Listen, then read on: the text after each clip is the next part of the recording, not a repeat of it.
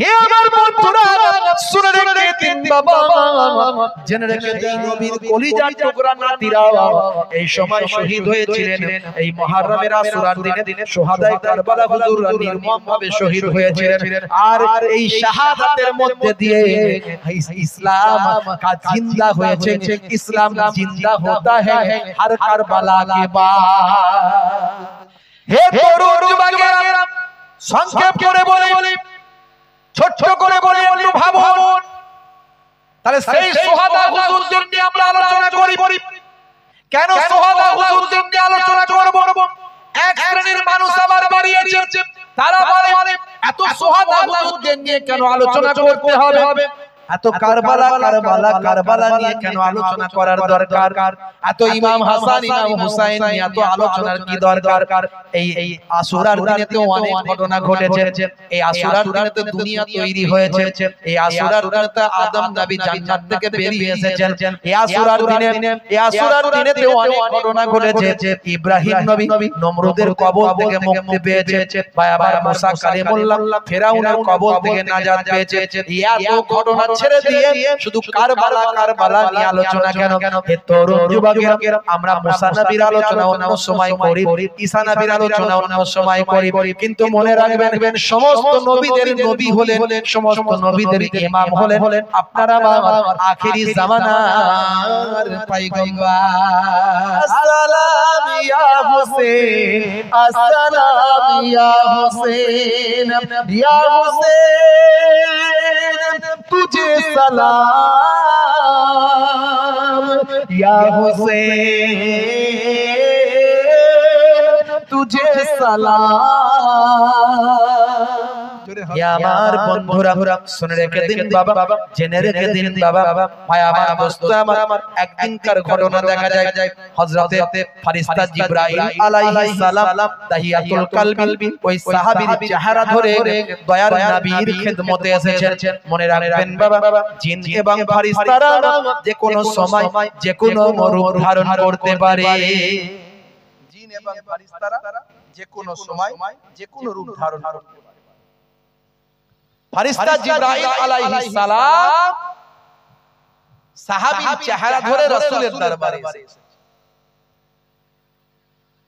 হে তরুণ যুবকেরা, হে আমার বন্ধুরা, শুনে রেখে দিন বাবা, জেনে রেখে দেন এমন সময় সাহাবীর চেহারা ধরে যখন দয়ার নবীর দরবারে যখন এসেছেন, বাচ্চারা চিন্তা করছেন আজকে মনে হয় নানা জানের ওই সাহাবী খাবার দিতে আমাদের ভুলে গেছে। যেদিন খাবার দিতে ভুলে যাই সেদিনে আমরা তো পকেট থেকে বের করে নিই হযরত ইমাম হাসান হযরত ইমাম হুসাইন রাদিয়াল্লাহু তাআলা আনহুমা, দুইজন ছোট ছোট বাচ্চা, 5 বছর 6 বছর করে বয়স, দুই ভাই মিলে যুক্তি করে নিয়ে সেই সময় টুক টুক টুক টুক করে গিয়ে রাসূলের সামনে বসে আছেন ফেরেশতা জিবরাইল আলাইহিস সালাম। দুই ভাই দুই পকেটে হাতটা সোজা গলিয়ে দিয়েছেন। জিবরাইল ফেরেশতার পকেটে হাত গলিয়েছে। জিবরাইল ফেরেশতা অবাক হয়ে গিয়েছেন। মানুষের সূরাতে তাহিয়াতুল কলবির চেহারায় আল্লাহর নবীর সামনে বসে আছেন। অবাক হয়ে গিয়ে দয়ার নবীর দিকে বলতে থাকে, ইয়া রাসূলুল্লাহ হাবিবাল্লাহ, বাচ্চারা কি আমার পকেটে হাত গলাচ্ছে, কি এমন জিনিস খুঁজছে?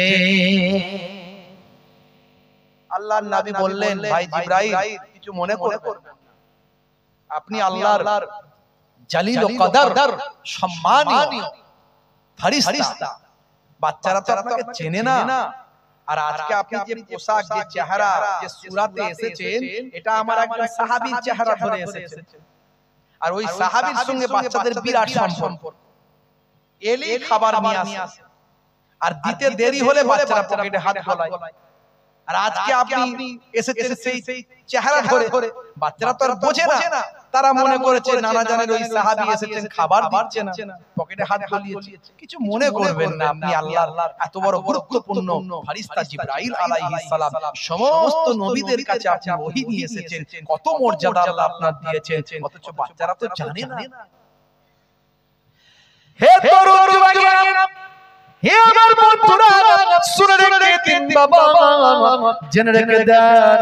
ফেরেশতা জিবরাইল আলাইহিস সালাম আল্লাহর নবীকে বললেন, ইয়া রাসূলুল্লাহ হাবিবাল্লাহ, একটুখানি বাচ্চাদের থামিয়ে রাখুন, আমি এখনি যাব আর আসব। আল্লাহর নবীর কাছ থেকে ফেরেশতা জিবরাইল আলাইহিস সালাম তিনি গায়েব হয়ে গেলেন। কয়েক মুহূর্তের মধ্যে চলে গেলেন, কয়েক মুহূর্তের মধ্যে এসে হাজির হলেন। এসে হাজির হয়ে টাটকা কিছু ফল নিয়ে আল্লাহর নবীর নূরানি হাতেতে দিয়ে দিলেন, নূরওয়ালা হাতেতে দিয়ে বললেন, ইয়া রাসূলুল্লাহ হাবিবাল্লাহ, আজকে আপনি বাচ্চাদের কোলে বসিয়ে দুই বাচ্চাকে আপনি খাবারটা খাওয়াতে থাকবেন, আর আমি জিবরাইল ফেরেশতা আমি বাচ্চাদের খাবার খাওয়া দেখতে থাকব। তাই হলো আল্লাহর নবী হযরত ইমাম হাসান ইমাম হুসাইন রাদিয়াল্লাহু তাআলা আনহুমা হুজুরদের ডাকলেন, ও নাতিরা নানু ভাই এদিকে এসো, এদিকে এসো, এসো এসো, তোমরা খাবার কুস্তিতে খাবার দেওয়া হয়েছে, খাবার নিয়ে আসা হয়েছে, এসো এসো। কোলে বসালেন, দুই ভাইকে দুই জানুতে বসালেন, টুক টুক করে আঙ্গুরগুলো টুক টুক করে খাওয়াতে লাগলেন। ফেরেশতা জিবরাইল আলাইহিস সালাম বিভোর হয়ে সামনে বসে বসে এক দৃষ্টিতে দেখতে লাগলেন। আল্লাহর নবী বলেন, ভাই জিবরাইল, আপনি এভাবে এক দৃষ্টিতে দেখছেন, ব্যাপারটা কি? বলে, হুজুর বেয়াদবি নেবেন না, আমি বাচ্চাদের আল্লাহ কত সম্মান দিয়েছে লক্ষ্য করছি, এই বাচ্চাদের আল্লাহ কত ইজ্জত দিয়েছে লক্ষ্য করছি। এই বাচ্চারা দুনিয়ার জমিনে বসে আখেরি জামানার পয়গম্বরের কোলে বসে আল্লাহর জান্নাতের টাটকা তাজা ফল দুনিয়াতে খাচ্ছে। জোরে হবে না? আরে জোরে হবে না? কি সম্মান আল্লাহ দিয়েছে, রাসূলের নাতিদের কি মর্যাদা আল্লাহ দিয়েছে। হে তরুণ যুবকেরা, হে আমার বন্ধুরা, শুনে রেখে দিন বাবা, জেনে রেখে দেন। হে মুসলমান, একটু লক্ষ্য করুন, একটুখানি খেয়াল করুন বাবা বন্ধুরা আমার, শুনে রেখে দেন। হযরতে জিবরাইল ফেরেশতা বললেন, তবে ইয়া রাসূলুল্লাহ হাবিবাল্লাহ, বাচ্চাদের জন্য দুটো দুঃখজনক কথা আছে, দুটো দুঃসংবাদ আছে। কি দুঃসংবাদ ভাই জিবরাইল? এমন সময় জিবরাইল ফেরেশতা চোখ ভরা পানি, বুক ভরা বেদনা নিয়ে তিনি বলতে লাগলেন, করুণ স্বরে বলতে লাগলেন, ইয়া রাসূলুল্লাহ হাবিবাল্লাহ, আপনার বড় নাতি হযরত ইমাম হাসান রাদিয়াল্লাহু তাআলা আনহুকে আপনারই জালেম উম্মতেরা, আপনারই নিষ্ঠুর উম্মতেরা খেতে না দিয়ে, পান করতে না দিয়ে তাকে শহীদ করে দেবে।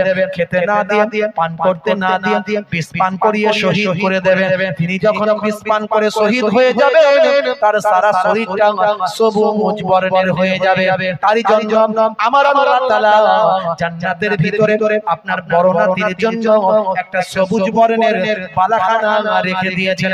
তবে হ্যাঁ, আমার আল্লাহ আপনার বড় নাতির তাকদীরে এটা লিখে দিয়েছেন আর বলে দিয়েছেন, আল্লাহ জানিয়ে দিয়েছেন, আপনি নাসাবারি করবেন না, নাশুকরি করবেন না, ধৈর্যহারা হয়ে যাবেন না, নাসাবারি করবেন না, কারণ কাল কিয়ামতের দিনে আপনার নাতিদের দেখিয়ে আপনি আপনার কোটি কোটি গুনাহগার উম্মতিদের নাজাত করাতে পারবে।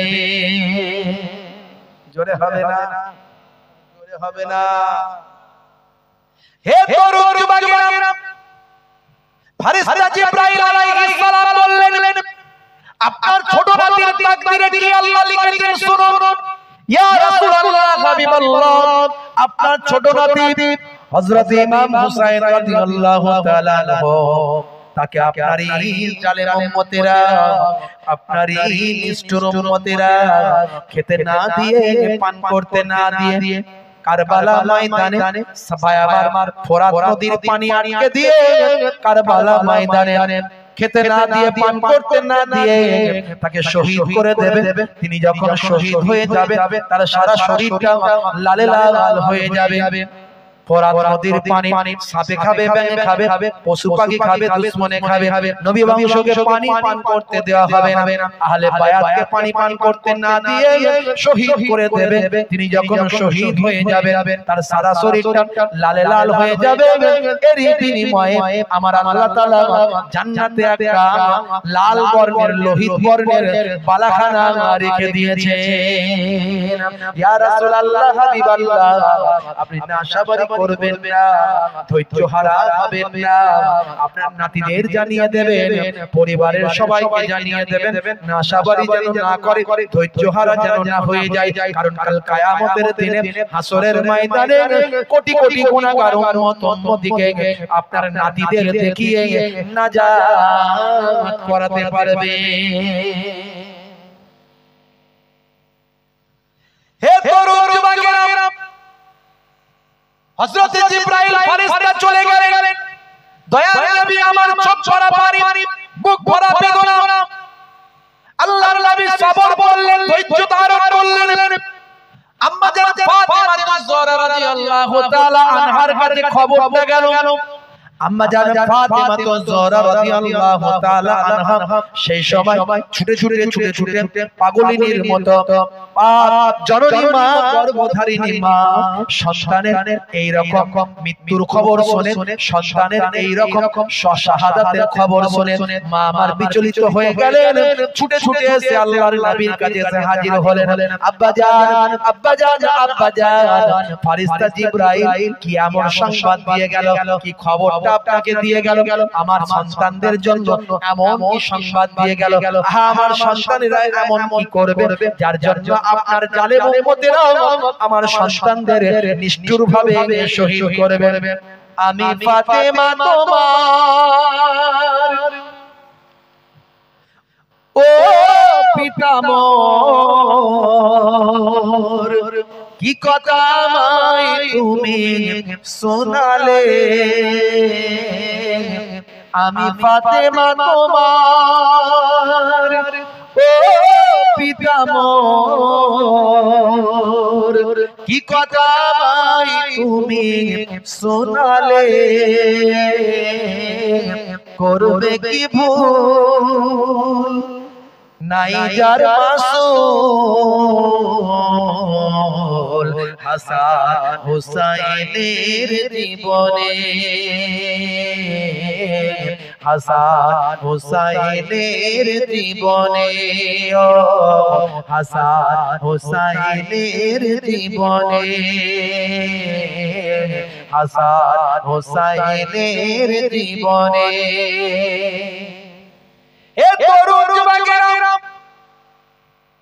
আল্লাহর নবী বললেন, বেটি ফাতেমা ধৈর্য হারা হয়ে যেও না, সবর করো। আমার আল্লাহ জানিয়ে দিয়েছেন কাল কিয়ামতের দিনে হাসরের ময়দানে তোমার সন্তানদের, তোমার কলিজার টুকরা নাতিদের দেখিয়ে আমি কাল কিয়ামতের দিনে আমার কোটি কোটি গুনাহগার উম্মত উম্মতিদের নাজাত করাতে পারবো। আল্লাহুম্মা সাল্লি আলা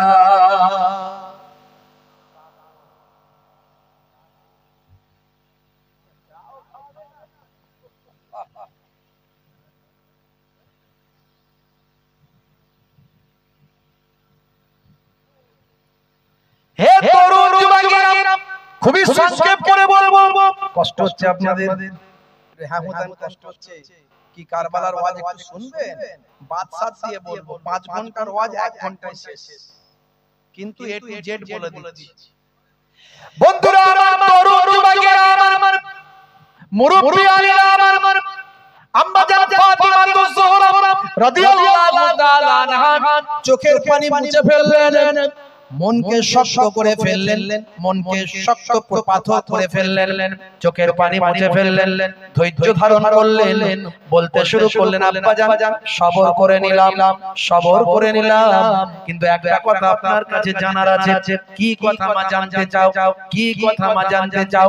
আল্লাহর নবীকে বলেন, আব্বা জান, আব্বা জান, আব্বা জান, যেদিন আমার সন্তানদের উপরে কঠিন মুসিবতটা হাজির হবে আব্বা জান, সেই সময় আপনি তাদের নানা জান হায়াতে থাকবেন।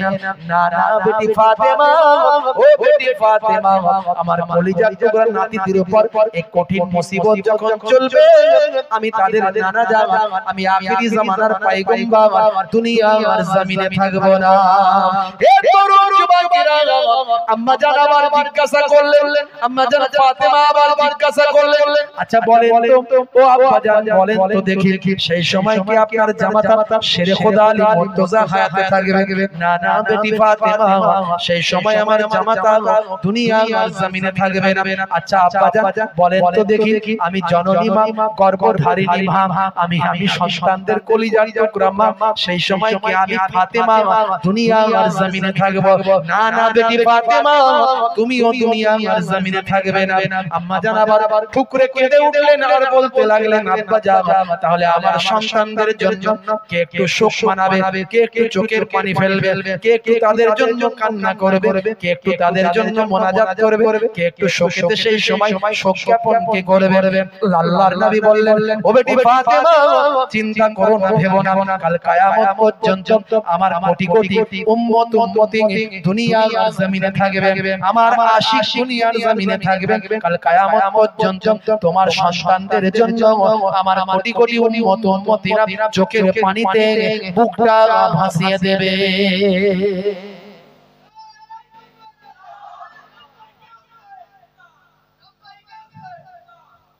হে তরুণ যুবকেরা, হে আমার বন্ধুরা, শুনে রেখে দিন বাবা, জেনে রেখে দেন। তাই মুহররম মাস যখন আসে, মুহররম মাসে মানুষ ইমাম হাসান ইমাম হুসাইনকে ভালোবেসে তারা দান করতে থাকে, সাদকা করতে থাকে, বেশি বেশি তেলাওয়াত করতে থাকে, বেশি বেশি রোজা রাখতে থাকে, বেশি বেশি ভাই আমার নামাজটা পড়তে থাকে, ইমাম হাসান ইমাম হুসাইন হুজুরদের আলোচনা করতে থাকে, তাদের আদর্শকে মাথায় নিয়ে চলার প্রতিজ্ঞা করতে থাকে, তাদের জীবন জিন্দেগীর আলোচনা শুনতে থাকে। ইমাম হাসান ইমাম হুসাইন কারবালা হুজুরদের শহাদা হুজুরদের জন্য চোখের পানিতে বুকটা ভাসিয়ে দেয়। তবে ইসলামে বলা হয়েছে কেমন শোক হবে, শোকটা কেমন হবে। এক শ্রেণীর মানুষ তারা শোক জ্ঞাপন করে, কি শোক জ্ঞাপন করে? দেখবেন রাস্তায় ভাই আমার হাতে গায়ে শিকল বেঁধে দৌড়াচ্ছে আর ইয়া হাসান ইয়া হুসাইন করছে। দেখবেন লাঠি নিয়ে পিঠে দুমদাম করে পিটছে, রক্ত ঝরিয়ে ফেলছে, আছে না নাই? আবার দেখবেন তবলা বাজাচ্ছে, ঢোল বাজাচ্ছে, ডিজে বাজাচ্ছে, দেখবেন। আবার দেখবেন গায়ে রক্ত বের করছে, নিজের শরীর কেটে রক্ত বের করে ফেলছে, এরকম করছে। এটা ইসলামে শোক জ্ঞাপন করার পদ্ধতি নয়। তারা আবার হাদিস দেয়, কি হাদিস দেয়? বলে দয়ার নবী যখন ইন্তেকাল করেছেন তখন বাড়ির ভিতরে মায়েরা, মেয়েরা, বোনেরা তারা মাতম করেছে, তারা কেঁদেছে, তারা মুখে হাত চাপড়েছে, তারা কেঁদেছে। এমনকি মা আয়েশার কথাও বলে যে মা আয়েশাও নাকি তাদের মতো করে মুখে হাতে চাপড়ে আঘাত করে মাতম করেছে। এখন দেখতে হবে হাদিসটা কতটা সহিহ, হাদিসের রাবি কতটা সহিহ, হাদিসের অনেক ভাগ আছে, হাদিসের অনেক সোর্স আছে, সনদ আছে, হাদিসের মধ্যে জাল আছে, মাউযু আছে, সহিহ আছে, হাসান আছে, বিভিন্ন হাদিসের ভাই আমার স্টেজ আছে, জানতে হবে। কিন্তু একেবারে সিয়াসিস্তা হাদিস, যে হাদিসকে পৃথিবীর সমস্ত আলেমরা বলেছেন সহিহ, এখান থেকে এরকম কোন পাওয়া যাবে না যে কেউ মারা গেলে তাকে মুখে হাতে চাপড়াতে হবে, বুকে আঘাত করতে হবে, রক্ত বের করা যাবে, এমন কোন সহিহ হাদিস আপনি পাবেন না।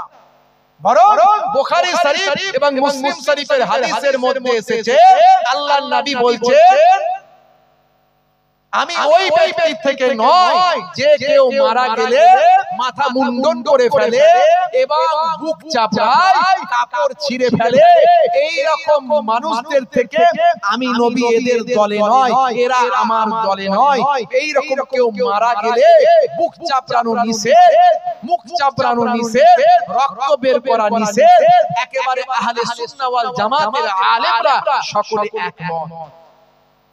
তাই আমরা শোক জ্ঞাপন করব, চোখের পানি ফেলব, মোনাজাত করব, কাঁদবো তাদের জন্য, বুঝতে পারছেন? তাদের জন্য তেলাওয়াত করব, তাদের জন্য সওয়াব-রেসানি করব, তাদের জন্য মানুষকে খাওয়াবো, দান করব, মেহমানদারি করাবো, গরিব দুস্থদের দেব। ইমাম হুসাইন ইমাম হাসান হুজুরদের, শহাদা কারবালা হুজুরদের নিয়ে আলোচনা করব, তাদের জীবন জিন্দেগিকে নিজেদের জীবনে বাস্তবায়িত করব। এইভাবে আমরা শোক জ্ঞাপন করব। ভালো করে বুঝবেন বাবা মা, তরুণ যুবকেরা আমার, মুরব্বিয়ানেরা আমার, যদি ইমাম হুসাইন হুজুর ইন্তেকালের পরে যদি রক্ত বের করা জায়েজ হতো, তাহলে আমাদের নবী ইন্তেকালের পরে তাহলে জায়েজ কেন হতো না?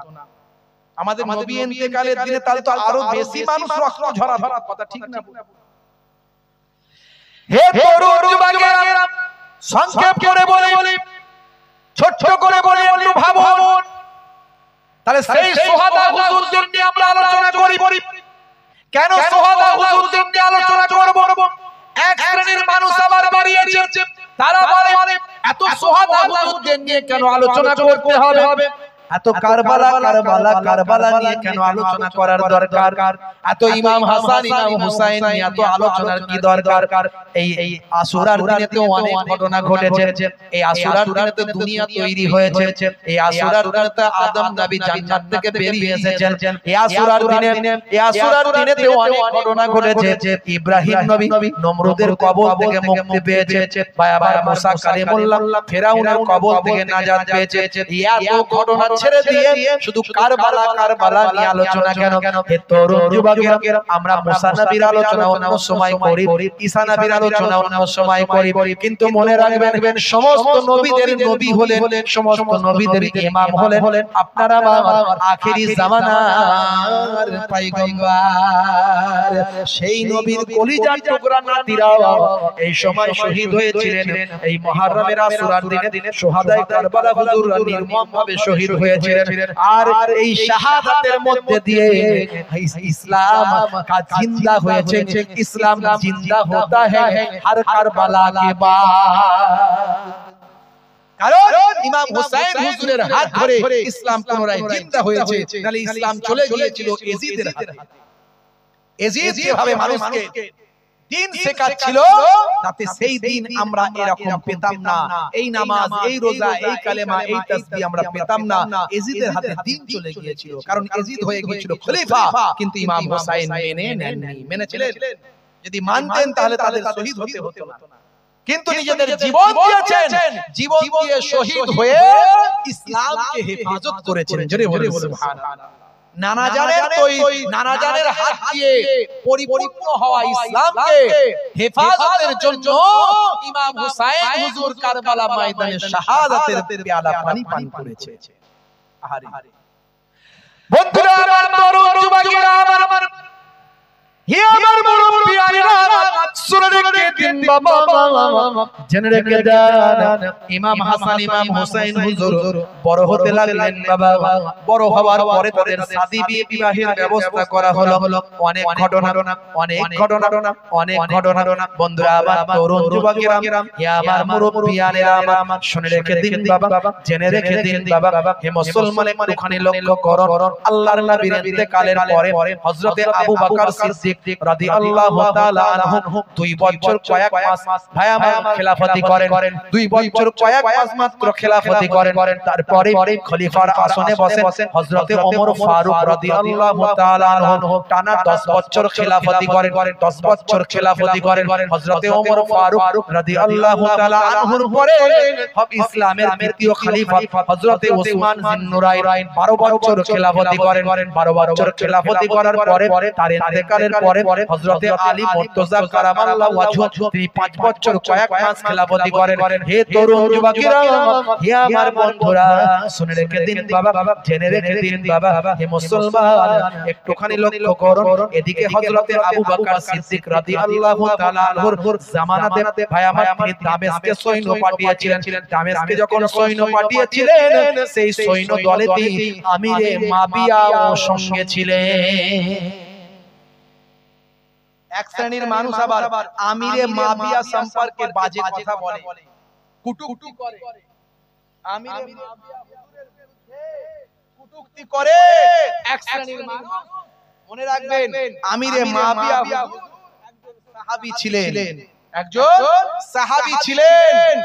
তিনি নবী পাকের জামানায় রাসূলের জীবন দশায় একজন কাতেবে ওহী ছিলেন, যিনি আসমান থেকে যখন আল্লাহর ফেরেশতা জিবরাইল আলাইহিস সালাম এসে কোরআন মাজিদ শুনিয়ে দিত, যারা লেখার দায়িত্বে ছিলেন তার মধ্যে একজন হলেন হযরতে আমিরে মাবিয়া রাদিয়াল্লাহু তাআলা আনহু।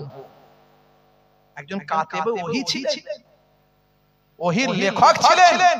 শুধু তাই নয়, আল্লাহর নবীকে দীর্ঘদিন ধরে তিনি দেখেছেন, সোহবতে থেকেছেন, একজন সাহাবী ছিলেন। ভুল বোঝাবুঝি হতে পারে, কিন্তু ইমাম আমিরে মাবিয়া সম্পর্কে কটূক্তি করলে তার ঈমান থাকবে না। এটা হলো আহলে সুন্নাহ ওয়াল জামাতের মানুষের আকীদা, উলামাদের আকীদা। তার ছেলে এজিদ সে পথভ্রষ্ট হয়ে গিয়েছিল। এজিদের সম্পর্কে বিভিন্ন বক্তব্য আছে ইমামদের মধ্যে। কেউ বলেছেন ফাসিক, কেউ বলেছেন কাফির। বুঝতে পারছেন? এদিকে ইমাম হাসান, ইমাম হুসাইন রাদিয়াল্লাহু তাআলা আনহু তারা বড় হচ্ছেন, বিবাহ শাদীর ব্যবস্থা করা হয়েছে। ইসলামের বিবাহ হচ্ছে সরল, ছোট, সহজ। ইসলামের বিবাহ সহজ।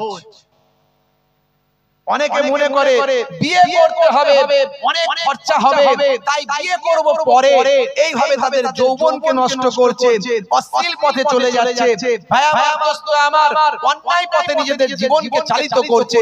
ইসলাম বলছে না, তোমার বিবাহের বয়স হলে তুমি বিবাহ করো। তোমার মধ্যে যদি গরিবই থাকে, আল্লাহর কাছে সাহায্য চাও, বিবাহের বরকতে আমার আল্লাহ তোমাদের ধন দৌলত পরিপূর্ণ করে দেবে। আর তোমরা সঠিক পথে চলো। আপনারা জানেন ইন্টারনেটে একটা বিবাহ নিয়ে ভাইরাল হয়েছে। কার বিবাহ জানেন? বোম্বাইয়ে বিবাহটা হলো। নাম হচ্ছে ভাই আমার, দোস্ত আমার, দুইজন মুকেশ আম্বানির ছেলে। আপনারা নাম জানেন কি নাম? আদিত্য আম্বানি আর নীতা আম্বানি ওর মা। ভাইরা আমার, তরুণ যুবকেরা আমার, আর রাধিকা মার্চেন্ট, এই বিবাহ হলো। এই বিবাহতে ৭,০০০ কোটি টাকা খরচা হয়েছে। কত কোটি টাকা? ৭,০০০ কোটি টাকা। মুকেশ আম্বানি কত টাকার মালিক জানেন? ১১৫ বিলিয়ন মার্কিন ডলার। মানে কত হাজার কোটি বলা মুশকিল। আর এই যে জিও মিও হাবি জাবি সব করছে, বুঝতে পারছেন? বাজার সব ধরে নিচ্ছে, ঠিক টাইমে বাড়ি দিচ্ছে, সামলাও এবার ঠেলা। বুঝতে পারছেন? এখন লোক বলছে এই আপনার বিএসএনএল নেব, বিএসএনএল নেব। বুঝতে পারছেন? খুব লাইন কিছু দিন সরকারি জিনিস চাই, আবার কিছুদিন পরে আবার অন্য লাইন অফার দিলেই মানুষ তো সুবিধা পাচ্ছে। আবার ওই একটা গেমের আগে আছে, ধরেন গেম, অ্যাবেটো গেম। আদিত্য আম্বানি সেও বলছে যে আমি এই গেমটা খুব ভালোবাসি, এই গেমটা যদি কেউ ডাউনলোড করে খেলে শুধু লাভই হবে, লোকসান হবে না। এত টাকা করে পাবে, ৫ গুণ পাবে, হাই ২ গুণ পাবে। একবারও বলছে না যে হেরে যাবে। মাও নীতা আম্বানিও সে অ্যাড করছে, বাপও অ্যাড করছে, শাহরুখ খান অ্যাড করছে। খালি বলছে অ্যাবেটো গেম লেট করো। এই মোবাইল খুললেই জ্বালা যন্ত্রণায় অস্থির। অ্যাড শুধু অ্যাড। বুঝতে পারছো? ওই যে মাঝে মাঝে আমি ওই সব বন্ধ করে রেখে, সব অপশন বন্ধ। বুঝতে পারছো? ভাইরা আমার, তরুণ যুবকেরা আমার, সচিন টেন্ডুলকারের মতো একজন ক্রিকেটার, সেও বলছে অ্যাবেটো ডাউনলোড করো, গেম লোড করো। আচ্ছা ভাই, সবাই যদি গেম লোড করে শুধু লাভ করবে, ইনকাম করবে, তাহলে দোকানদারি ব্যবসা বাণিজ্য করার দরকার নাই। গেম খেললেই তো সংসার চলবে, কথা ঠিক না? আরে গেম খেললেই তো ইনকাম হবে, কিন্তু হবে কি? হ্যাঁ, কোটি কোটি লোকের লস হয়ে যাবে। খালি লোড করবে, দেখবে খেলতে তো পারবে না, লাভও পাবে না, সব লস হয়ে গেল। আর ২-৪ জন খেলে তারা ইনকাম করবে বিরাট ব্যাপার। ভাইরা আমার, এই মানুষকে বোকা বানিয়ে ধোঁকা দিয়ে ইনকাম করে কি লাভ? যুব সমাজ ধ্বংস হয়ে যাচ্ছে গেম খেলে খেলে। ফ্রি ফায়ার, পাবজি, অনলাইন নানা রকমের এই সব পেরেশান। কাজ নাই, কর্ম নাই, পড়াশোনা নাই, ব্যবসা নাই। ভাই আমার, পিতামাতার অবাধ্য, রাত দিন শুধু কম্বলের ভিতরে, চাদরের ভিতরে দরজা লাগিয়ে দিয়ে সব জায়গাতে, কোথায় বাস বাগানের ধারে, পুকুরের পাড়ে, নদীর ধারে, সব জায়গাতে শুধু গুলি চালিয়ে যাচ্ছে। তো ঢিডি কি রে ভাই? বলছে ফ্রি ফায়ার, পাবজি খেলছে, বলে বিরাট ইনকাম হচ্ছে ওখানে। হাই রে হাই, আমি এর আগে বলেছি এই অনলাইন গেমগুলো খেলা হারাম, আজও বলে যাচ্ছি হারাম। বলবেন কি করে? কারণ এটা হলো নেশা। আল্লাহর নবী বলেছেন কুল্লু মুসকিরিন হারাম, প্রত্যেক নেশা হলো হারাম। কোরআন মাজিদে আল্লাহ রাব্বুল আলামিন বলেছেন ইন্নাল মুবাযযিরিনা কানু ইখওয়ানাশ শায়াতিন, যারা অপচয় খরচা করে, অপচয় যারা নষ্ট করে, ব্রেন নষ্ট, বুদ্ধি নষ্ট, সময় নষ্ট, পয়সা নষ্ট, ইন্টারনেট নষ্ট, মেডিক ভাই আমার মোবাইলের চার্জ নষ্ট, এই অপচয় যা করছে আল্লাহর কোরআন বলছে এরা সব শয়তানের ভাই। যারা গেম খেলো আজ থেকে সব ডিলিট করো। বন্ধুরা আমার, মুকেশ আম্বানি তারা তো ব্যবসায়ী, ব্যবসা করবে। আপনি জানেন 6 খানা ফুটবল গ্রাউন্ডের মতো জায়গা নিয়ে বাড়ি মুকেশ আম্বানি মুম্বাই, বুঝতে পারছেন? আর বাড়িটা হলো 27 তলা। কত তলা? 27 তলা। ওই বাড়ির উপরে 3 খানা হেলিকপ্টার একসঙ্গে নামতে পারবে, 3টে হেলিপ্যাড, হেলিকপ্টার 3 খানা নামতে পারবে একসঙ্গে। ঝুলন্ত বাগান আছে, ঝুলন্ত বাগান, আকাশ থেকে ঝুলে আছে বাগান, আকাশ থেকে ঝুলে আছে ঝর্ণা। সারা পৃথিবীর নামি দামি সেলিব্রিটিদের সব দাওয়াত করেছিল বিয়েতে, ছেলের বিয়েতে। 3 খানা স্পেশাল ফ্লাইট, স্পেশাল জেট, 3 খানা স্পেশাল জেট সারা বিশ্বের বিভিন্ন সেলিব্রিটিদের শুধু নিয়ে আসা নিয়ে যাওয়া করেছে। এর জন্য ঘন্টায় 7,000 টাকা করে নিয়েছে, 7 লাখ টাকা করে নিয়েছে এক ঘন্টায়। 1 ঘন্টায় 7 লাখ টাকা। এই প্লেনগুলো সেলিব্রিটিদের নিয়ে আসবে। কারা কারা এসেছিল জানেন? কে আসেননি এটা বলেন? কে আসেনি এটা বলেন?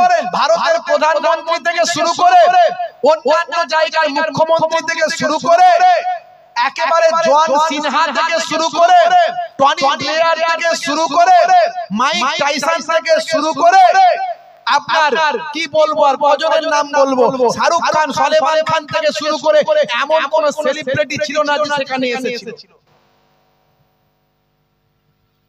দুটো ইউটিউবার শুনলাম, এই ভাইরা যেমন ইউটিউব করে, এরা তো দিনের খেদমত করছে। আরো অনেক ইউটিউবার আছে, তারা বিভিন্ন রকম কাজ করে।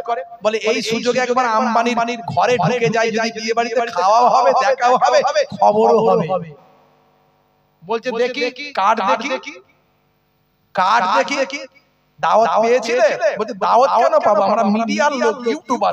বলে তাড়াতাড়ি চলে আয়, পুলিশ ধরে নিয়ে গিয়ে অ্যারেস্ট করে নাও। দুজনকে অ্যারেস্ট করে ঢুকিয়ে দিয়েছে। বুঝতে পারছেন কি সিস্টেম? আপনার ঘরে এলে কেউ পারবে না, আপনি পারবেন। ভাইরা আমার, তরুণ যুবকেরা আমার, কত অপচয়, কত অহমিকা, কত আত্মগরিমা, কত দেখিয়ে দেওয়া। কয়েক কিলোমিটার দূরে ধারাবি বলে একটা বস্তি আছে, বস্তি। এই বস্তিতে 10 লাখ মানুষ বাস করে, যারা সব গরিব দরিদ্র, এরকম 10 লাখ মানুষ বাস করে। আর সেখানে বিশাল একটা বিয়ের ইন্তজাম। ইসলাম বলছে বিয়েকে সহজ করো, ছোট করে দাও, তোমার সামর্থ্য অনুযায়ী বিয়ে করো। ইসলাম বলছে অপচয় করো না, খাদ্য নষ্ট করো না, অতিরঞ্জিত করো না, লোক দেখানোর জন্য করো না, প্রয়োজন যতটুকু ততটুকু করো। বুঝতে পারছেন? আমাকে আপনাকে ভাবতে হবে যে আপনি ইসলামের আদর্শ অনুযায়ী বিয়ে করবেন, ইসলামের দেখানো পথে বিয়ে করবেন।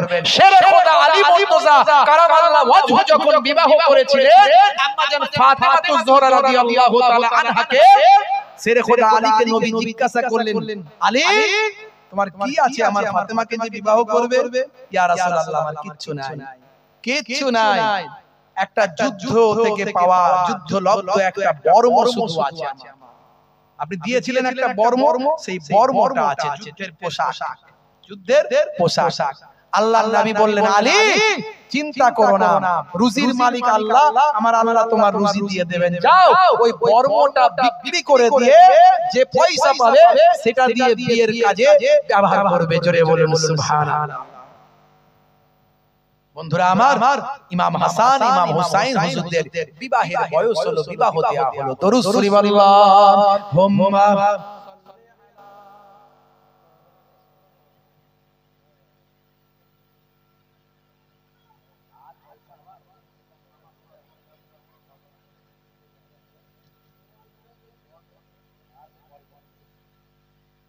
আল্লাহুম্মা সাল্লি জোরে বলুন না, কষ্ট হচ্ছে নাকি? এই চলে এসেছে আর একটুখানি, আর একটু করে শেষ করব।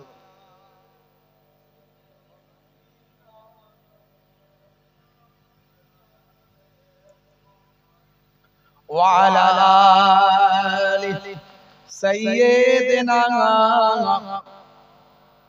मौलाना मोहम्मद। मुझे कूफे वालों मुसाफिर न समझो, मैं आया नहीं हूँ बुलाया गया हूँ। जोरे हवे ना, जोरे हवे ना। হযরত ইমাম হুসাইন হুজুর বলছেন, হে কুফাওয়ালারা, মনে করো না যে আমি এমনি চলে এসেছি, আমাকে দাওয়াত করা হয়েছে তাই আমি এসেছি। কবি কবির ভাষায় লিখেছেন, আল্লামা ইকবালের লেখা কবিতা এটা, পৃথিবী বিখ্যাত, বিশ্ববিখ্যাত কবি। মুঝে কুফাওয়ালো मुसाफिर न समझो, मैं आया नहीं हूँ बुलाया गया हूँ, मैं आया नहीं हूँ बुलाया गया हूँ, कि मेहमान बना कर सताया गया हूँ, कि मेहमान बना कर सताया गया हूँ, मैं रोया नहीं हूँ रुलाया गया हूँ। अल्लाहुम्मा सल्ली अला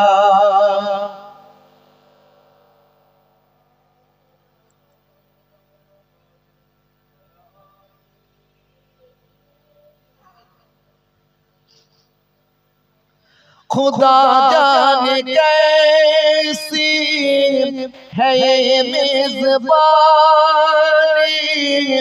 बहादुर पियासों का ये बंद पानी।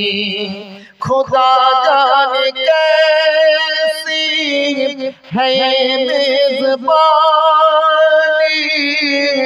बहादुर का ये बंद पानी। मुकद्दर में है हौज़ कौसर का पीना, मुकद्दर में है हौज़ कौसर का पीना,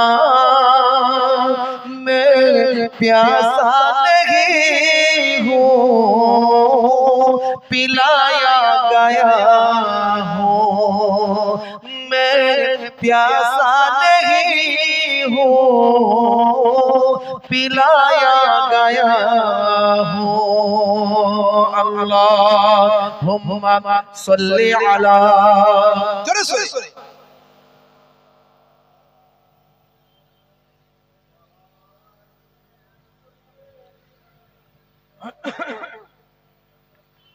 झुका था जो सरवर गाहे खुदा में, वही सर कलम हो गया करबला में। झुका था जो सरवर गाहे खुदा में, वही सर कलम हो गया करबला में।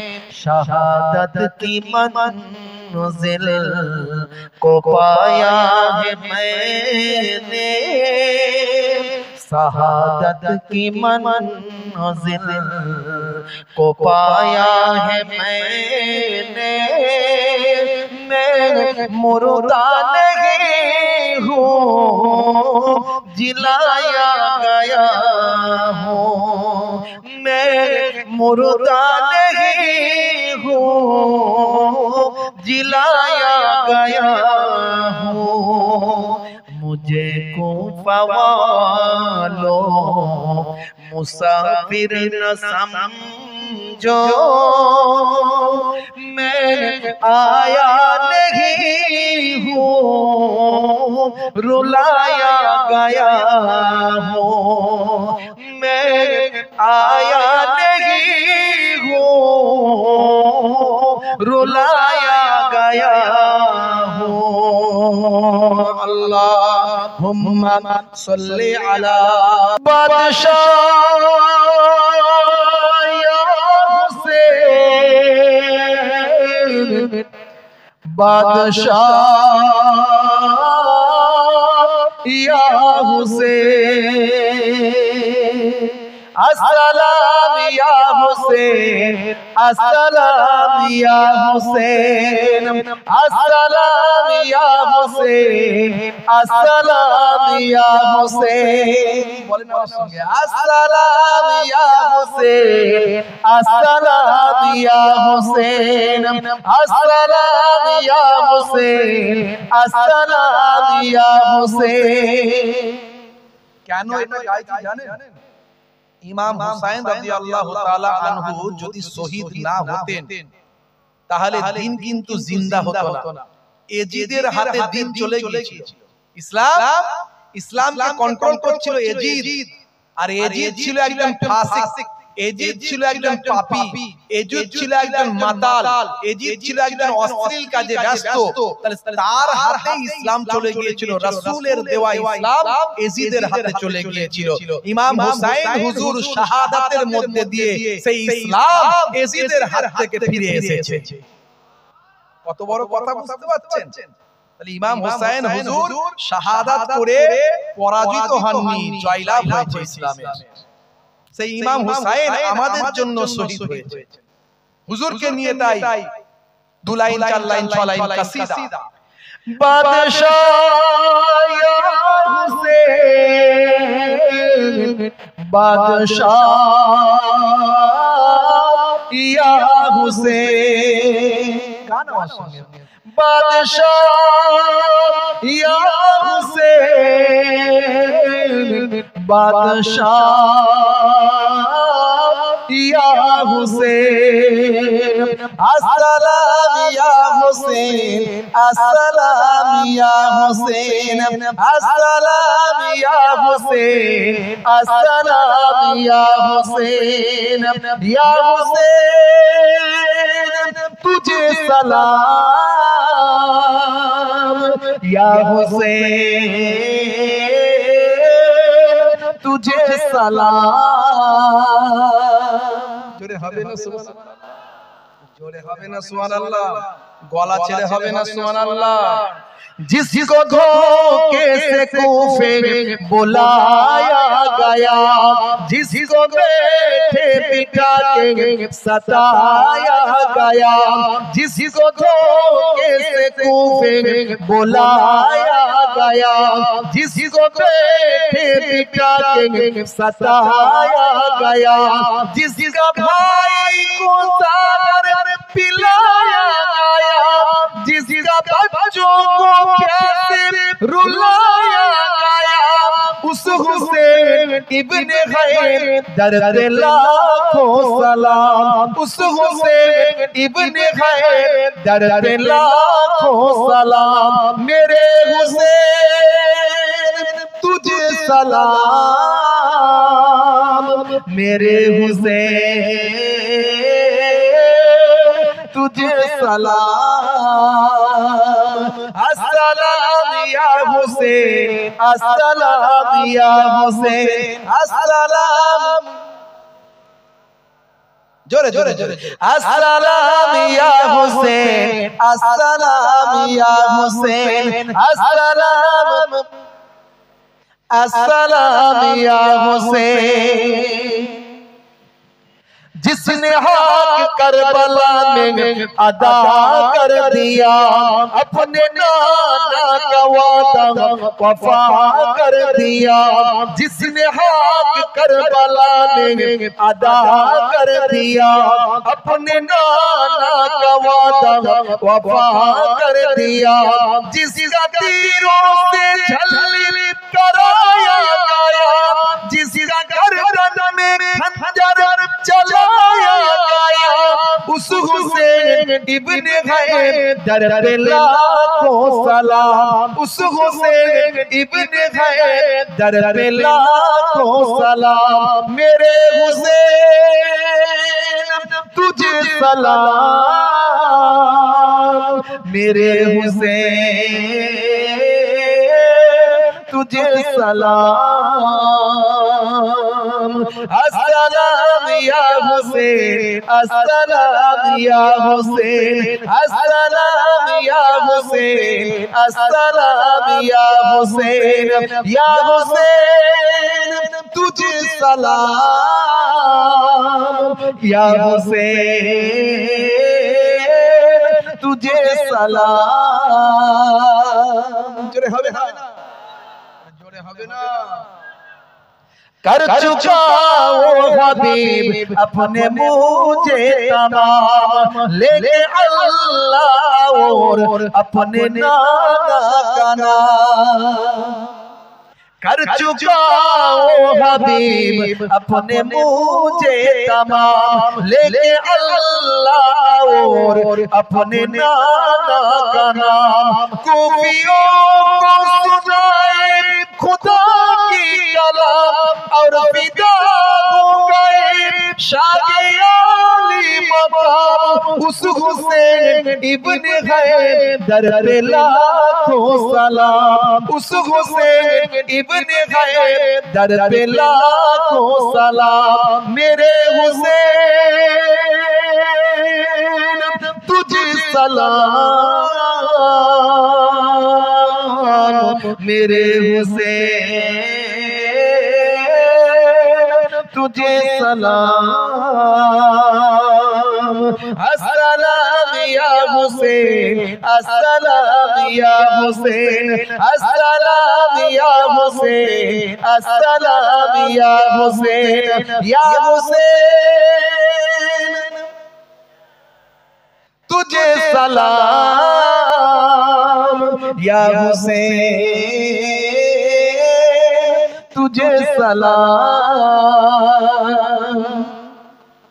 जिसका जन्नत से जोरा मंगाया गया, जिसका जन्नत से जोरा मंगाया गया, जिसको गोदे नबी पर बिठाया गया, जिसको गोदे नबी पर बिठाया गया, जिसका भाई को सागर पिलाया गया, जिसका बच्चों को प्यासे रुलाया गया, उस हुसैन इब्ने हैदर पे लाखों सलाम। उस हुसैन इब्ने हैदर पे लाखों सलाम। मेरे हुसैन तुझे सलाम, मेरे हुसैन तुझे सलाम। अस्सलाम या हुसैन, अस्सलाम या हुसैन। जोरे अस्सलाम या हुसैन, अस्सलाम या हुसैन, अस्सलाम या हुसैन, अस्सलाम या हुसैन, अस्सलाम या हुसैन। या हुसैन तुझे सलाम, या हुसैन तुझे सलाम। अल्लाहुम्मा सल्ली अला